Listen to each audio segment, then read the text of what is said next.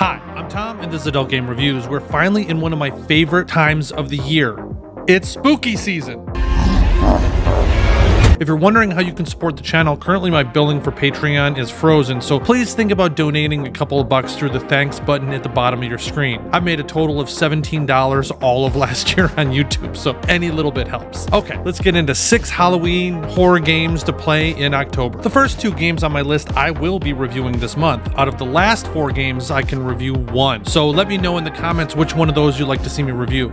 Let's kick it off. First is Now and Then by ILS Productions, and no, this is not on Steam. Nothing like a good old-fashioned post-apocalyptic zombie story. You play the main character who lives with his adopted daughter Carol during the aftermath of a global pandemic. You build the relationships with Carol and you try to survive during the collapse of society. This is a much grittier and darker game than I'm used to playing, but it comes very highly recommended by someone on my Discord, and they always tend to have good recommendations. ILS Productions mentioned that Now and Then is influenced by Stephen King's The Stand. This is a completed game you can get through ILS Productions itch or Patreon. So if you want to play along with me and see how close we are in our reviews, you can check that out from the link in the description. The next game is very different in tone, and that's Monster College by Monster Eye Games. You play the main character who suddenly realizes he's a werewolf in a truly goofy but entertaining opening scene. The whole game has this lighthearted and goofy tone with your mummy roommate. You set off to learn about your own powers and the whole supernatural world by going off to Silverleaf or Monster College. There are a variety of monsters to explore, so that is a bonus. This was recently released to Steam and is one of the games I will be reviewing this month, so check it out if you'd like a more goofy and lighthearted type of monster story. Next is Rebirth by Likes Blondes. You are kidnapped by a strange woman and somehow become a fledgling vampire. This sounds very Vampire the Masquerade to me. You have to make choices and navigate vampire politics to increase your power and survive. If you don't, you can die. The vampire world is dangerous,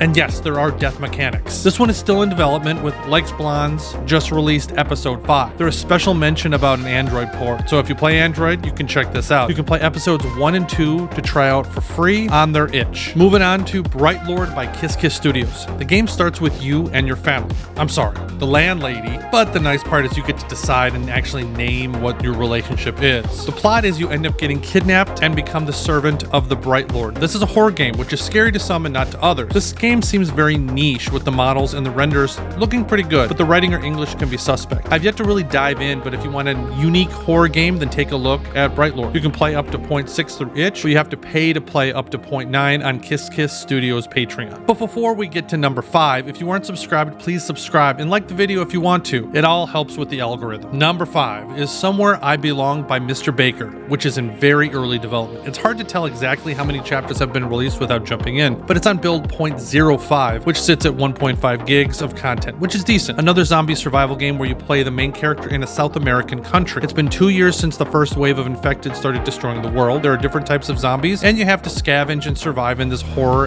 harem AVN. I love the art style, and the ideas are really interesting. You can check it out on itch up to 0.03, or check out new releases on Mr. Baker's Patreon. Lastly, you have Sunbreed by Super Writer, another vampire-themed game. Sunbreed has a Q1 2024 release on Steam, but you can play the demo for free on Super Writer's website. Link to his Patreon down below. Sunbreed is on build 0.9, where you play a half vampire. Your mother and father were killed when you were young, which brings you closer to your roommates. When humans and vampires alike start to die, it's up to you to investigate their deaths and gain power to exact revenge. So there's 3 games for everyone to choose from: Rebirth, BrightLord, or Sunbreed. Let me know down below in the comments which one you would like me to review, and majority wins. I hope you found at least one game on my list that seems interesting, and check back the whole month for reviews and maybe a giveaway, but you'll have to check back in for that. If you haven't seen Emily's review of Eternum, you can check that out right here. I will see you all next week for my review of Monster College. Thanks again. Until next time.